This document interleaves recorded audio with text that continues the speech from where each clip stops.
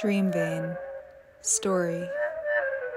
My dream vein sliced open, out slips a wildness, a vast slow who knows me, a spined animal of salt. Out of the bracket of my body is what I've always sought, a slight of dream vein want, to open out the way a bag can be inverted and shaken, its dust and air dispersed, its story unconfined. What if a bag was the first tool rather than a weapon? What if a bag held then dispersed matter and story?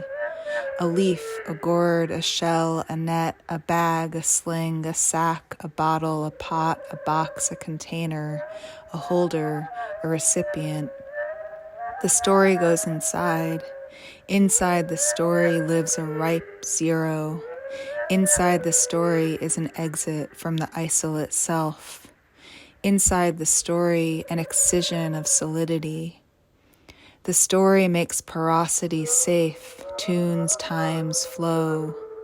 If anything is alive, there is no such thing as repetition. The story is repetition. The story is alive.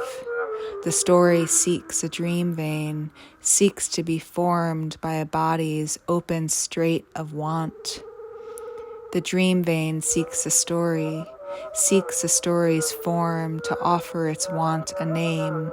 It's 7 a.m. It's the perfect time to start dreaming. Start sculpting the morning with a hunch. The perfect time to start charring the winter-killed owl's bones into ink.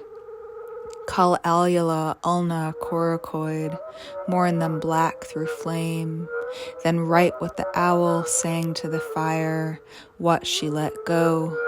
Write with your wrong hand, write what the cedar hissed to the fire, what the cedar told the river as her red body burned, tumbled into ashy churn, her millennia of growth, red flames tumbled into turquoise churn, her body accreted in rings, her girth gowned in cambium. Entropy's opposite, to breathe out and in. Cambium, skin, breathe out and in. The relation is the smallest possible unit of analysis. You, I, are kith, if not kin. All things are apertures. The smallest possible analogy relates kith to kin. The dream vein is a story of disowning the moat, forming a version of the body that is open, unowned dirt, the body as aperture, mutt. The dream vein angles open into the inscrutable. The mirror of mud looks back, does not ask for anything. The inscrutable mud looks back. We don't know how to know if we are ever seen. What if the cell, that punitive unit, is not the body's building block? What if there are no building blocks, but instead thick reticulum? What if a tensile vascular web made of veins' inner voids is all body's basis? What if each vein is a process of the void, learning to scrawl a body, to hold and move blood? Each body scrawled continuous, held and bled by our vein-laced world.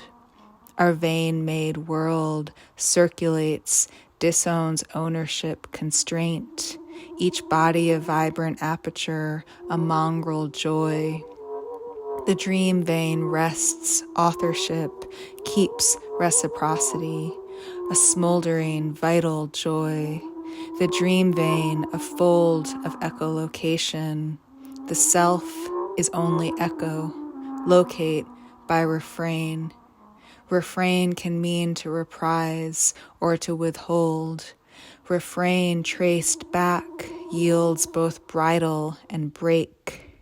The corpus of the world, a continuous refrain, bridled and breaking. The chorus of the world, a continuous refrain, a broken braid, braiding. Our vein-laced world shuttles living liquid through our common form. Our vein-laced world is subtle and quilted when not trapped. A thrush song, slowed, is 18 songs at once. Imagine waking to your trachea thrown open, a tunnel ripped clean for song. Imagine waking to the braid, breaking and braiding. Imagine being ripped clean by the earth's simple song. A coyote sings all night in my garden in the first few days of spring. The coyote's call a rivering, the night a first furrow, the spring a strong spine, bodies, stories, vital, mangled vessels, enfolding the dream bane and its scavengings.